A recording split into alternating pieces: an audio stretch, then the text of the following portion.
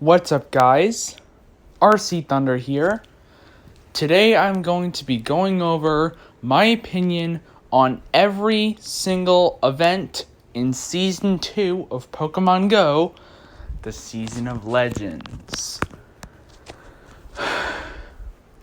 This video may not be as long as the last one because there are 17 events in this one, as opposed to the 20 that was Season of Celebration. And also, in case you're wondering, I wanted to mention this last time, but I forgot, so I'm mentioning it here. I will only be covering events in this series that appear globally. So, for example, in October, they always do a Day of the Dead event that only happens in Mexico. And it's not just random countries that get these events. For sometimes, not that long ago, there was an event that only happened in Singapore. And also, there are plenty of events that happened in only one country. Like, a couple of them happened in Japan, Singapore, the yearly Day of the Dead event in Mexico, the Verizon event that only happened in the United States. You get the idea. I will only be covering events that have happened globally. Starting off this list with the Searching for Legends event. The pros include the return of Tornadus, Thundurus, and Landorus, and the release of Shiny Tornadus, Shiny Thundurus, Shiny Landorus, and Shiny Nosepass. So we got 4 new Shinies, which is cool. And we also got free special research, which is very unexpected. The only con for this event is the fact that the special research requires you to obtain all 3 legendary Pokemon. So for example,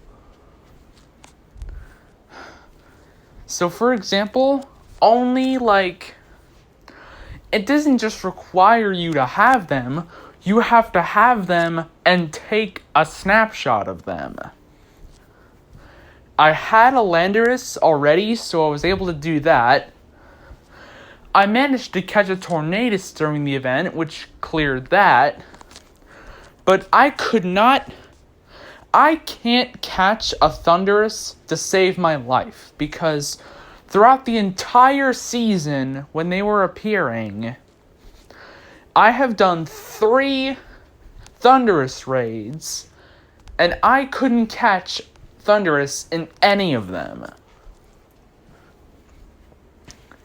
And it's so irritating because all I have to do to complete the task is I just have to take a snapshot of a Thundurus that I caught, not a wild Thundurus, because I tried that, but a Thundurus that I have in my Pokemon inventory for it to count. So yeah, hopefully I'll get another opportunity at it in the future. Kanto Tour bonus event. Pros. It reminded people of such an amazing event. And the timed research had great rewards. Like, I'm talking super incubators, incense, lucky eggs, star pieces, elite TMs, and the final rewards included 100 Mew candies. The con is that only ticket holders had access to the event. The only reason this event happened at all is because during Kanto Tour, a glitch happened where even players that didn't buy the ticket got access to the event, such as Shiny Mew, Shiny Ditto, the Shiny Boosts, the collection challenges. They had access to everything that the ticket holders normally would have had, even though they didn't buy the ticket. And I was one of the unlucky ones and wasn't affected by this glitch. But a lot of people who spent the whopping $12 on the tickets were pretty unhappy because they were hoping that it would be worth the money. So they just figured they'd just implement a ton of research throughout the entire month of March, just so they can feel like the ticket was worth it. Beldam Incense Day. Pros. Yeah, there's a lot of them. Each hour represented one of Beldam's types. So there was a Steel type hour and a Psychic type hour. And also the fact that Beldam, as a Steel and Psychic type, was featured throughout the entire event. Steel type hour had a lot of things that could be shiny. And Metang evolved during the event, became Metagross with the exclusive move Meteor Mash.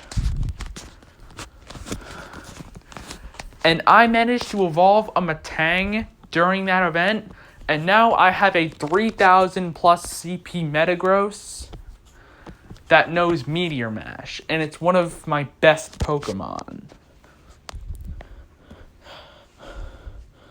The cons include that nothing was shiny boosted. See, the main flaws that I have with Incense Days is that your only main hope of catching a shiny is if one of the Pokemon spawning during the incense is a perma-boost Pokemon. I mean, sure, Steel-type Hour had Bronzor as a spawn, which is a perma-boost Pokemon, but Bronzor only showed up twice throughout the entire hour, so I had very little chances of getting it. And also, Psychic-type Hour was just bad. Psychic-type Hour had only 3 shiny-eligible Pokemon, including Beldam, while Steel-type Hour had 5. And the only thing featured in Steel-type Hour that couldn't be shiny at the time was Shieldon. And that's fine, because Shieldon is very rare, and a lot of people want candies to get a good Bastiodon for PvP.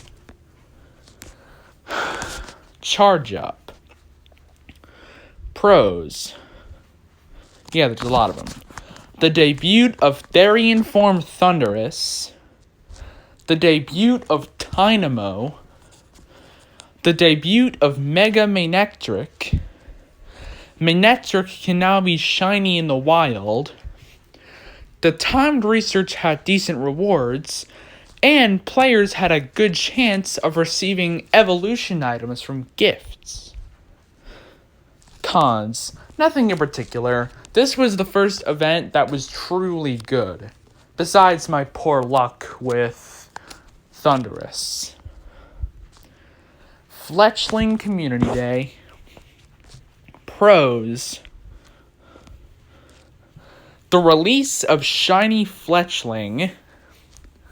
Fletchling is the first shiny Kalos Pokemon to be released in Pokemon Go. Fletchinder evolved during event hours, became Talonflame with the exclusive move Incinerate. And to top it all off, Incinerate is very good for Talonflame. Cons. Nothing in particular. Fletchling was honestly one of the only good community days we had so far in 2021. I don't know if Niantic is losing their touch for community days or if they're just running out of ideas at this point. I mean, what's next? Are we gonna get, like, I don't know, are we gonna get, I don't even know what we're gonna get. Like, are we gonna get a Kabuto community day or something? What's next? Weather Week, rain and wind. By the way, I'm including the rain and wind part in there because it mentions in the event description that it is the first ever Weather Week, symbolizing that we're probably going to get more in the future, just not yet. Pros. The debut of Shiny Rain cast form. Cons. This also goes for all the other Therian forms featured during this season. It's the fact that Thundurus and also none of the Therian forms could be shiny. Which, in my opinion, the Therian form shinies are much better than the regular form shinies, the incarnate form. Rayquaza Raid Weekend. Pros. The return of Rayquaza, shiny Rayquaza was available, and Rayquaza caught during the weekend had the exclusive move Hurricane. Cons, nothing in particular. Thanks to this event, I did manage to get my first ever Rayquaza, and it was also a weather boosted Rayquaza. So yeah. Tricky Pokemon. Pros. Purloin is now a Ditto disguise. Ditto was appearing much more frequently in the wild, and as we know, it's extremely rare. Timed research gave players a super rocket radar. Apom was showing up everywhere. And the debut of Shadow Apom. Cons.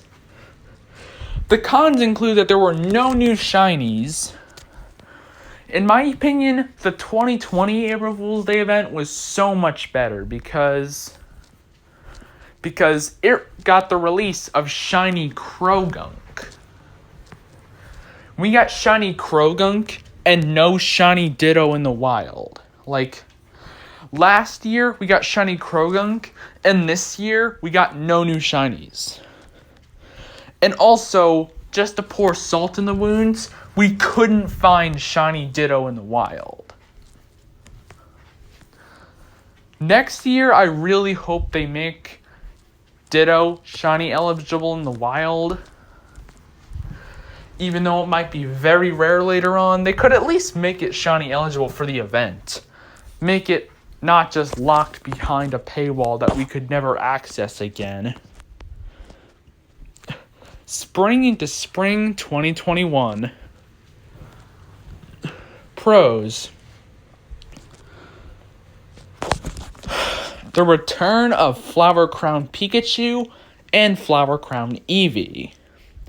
The debut of Flower Crown Chansey and Flower Crown Blissey. The release of Shiny Bunnelby. A quarter hatch distance. Rufflet was in Rays and 2-kilometer eggs, which Rufflet is a 10-kilometer egg Pokemon, so it's very rare. A collection challenge was featured. And the debut of Megalopony. Cons. Nothing in particular. Oh yeah, and I forgot to mention, Lopunny can now be shiny in the wild now. Rivals Week. Pros. The debut of Skrelp and Clauncher. Zangoose and Seviper were appearing globally. And the debut of Therian form Landorus. Cons. The only con is that there's no new shinies. I mean, sure, people had a chance to get Zangoose and Seviper and their shiny forms, but there were no new shinies. I mean, sure, Zangoose was new to where I was, but, like, it's just not a new shiny in general. Snivy Community Day. Pros. Snivy was greatly shiny boosted. Servine evolved during event hours, became superior with the exclusive move Frenzy Plant. Frenzy Plant is really good for superior. The only con is that Snivy was not a new shiny. And Snivy just kind of got gypped because Snivy is the first starter Pokemon so far to not have its shiny release with its community day. Instead, it was the new shiny release for the Unova celebration back in January. Even though that there were so many other Pokemon they could have picked. Sustainability Week. Pros. Unless you're Mystic 7, the release of Shiny Trubbish.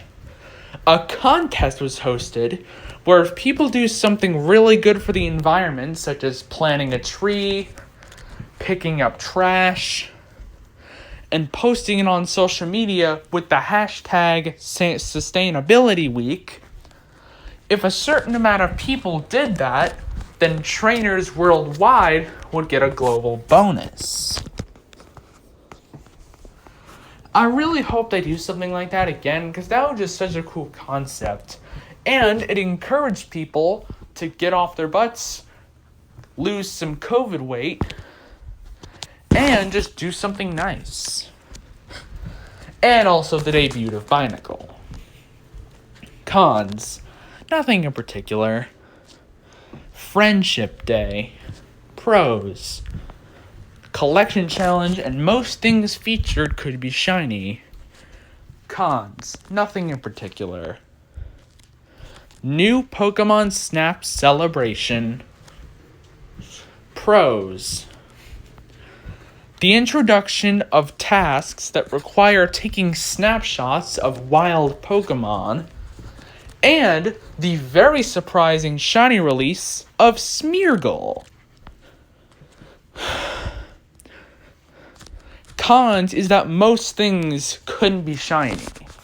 Cacnea was spawning, Dodrio was spawning, yes, Dodrio and not Doduo. Metapod was spawning, there were just so many things that couldn't be shiny. I mean, sure, you were able to catch the evolved Pokemon to get bonus Stardust, but that's about it. And Shiny Smeargle was only available for a limited time. Sure, it was shiny boosted, but we now have no idea when Shiny Smeargle will come back. If it'll even come back at all. Swablu Community Day. Pros. Swablu was greatly shiny boosted. Swablu evolved into Altaria during the event, got the exclusive move Moonblast, and the debut of Mega Altaria. The only con is that Swablu was not a new shiny. Luminous Legends X. Pros. Yeah, there was a lot of them. The debut of Spritzy, Swirlix, Goomy, and Xerneas. Goomy was very common in the wild. The description of the post said that if you were extremely lucky, you would find a Goomy. So I just thought that it would be like Gibble and Dino levels of rare. But no, Goomy was way more common than I thought it would be. And that was honestly a huge dub because it gave players a chance that we may never get again to catch as many Goomy as possible to try and get a really good one and get a lot of candies. A timed research gave players a super rocket radar. I honestly don't know why they could have saved that for Luminous Legends Y, because that was mainly a Team Rocket focused event. The introduction of the Rainy Lure, which can be used to evolve Goomy in those places like the Midwest United States that don't get much rain. The release of Shiny Galarian Ponyta, and a global challenge was hosted that required players worldwide to catch 500 million Fairy-type Pokemon. God, that was a mouthful. The only con is that Spritzee and Swirlix are expensive to evolve. To evolve Spritzee, you need to make it your buddy and then use an incense. And Swirlix, you need to make Swirlix your buddy, and you have to give it, I think, like 25 treats. Which doesn't sound like a lot, but that's 25 berries you could have used on wild Pokemon on just the glutton that's Swirlix. Luminous Legends Y. Oh god, there's so much more. Thank god this is the last one. The debut of Pancham, Sylveon, and Yveltal. Spritzee, Swirlix, and Goomy were still common. The release of Shiny Galarian Zigzagoon. Timed research. Lineup 3 of Strange Eggs, which includes Absol, Ponyard, Larvitar, Scraggy, Vullaby, Sandile, Dino, Quillfish, Skorupi, and Pancham. The debut of new Shadow Pokemon, which there were way too many to name. A global challenge was hosted where players worldwide would have to defeat 20 million Team Go Rocket grunts. New lineups for the Team Go Rocket leaders. The release of Shadow Shiny Seedot and Shadow Shiny Venonat. And the return of Shadow Shiny Sneasel. Cons. The event was pointlessly split into 2 parts, and the Shiny Shadows are very boring. I mean, Shiny Sneasel, I could understand that because not everyone was able to get Shiny Sneasel, and it's slightly more easy to get than other Shinies because it's a Perma-Boost Pokemon, but it's just such a pain. And also, don't even get me started on the pointlessly being split. And also, Seedot is a Community Day Pokemon, so a lot of people have it. And Shadow Shiny Venonat is just so bad because the only thing that changes is its eyes, and its eyes become red as a shadow. Well, that was a mouthful. Okay. Please subscribe if you want to see more videos. Hit the bell to be notified. Like the video. Comment your opinion. Everyone is entitled to it. Subscribe. Please subscribe. I beg you, subscribe.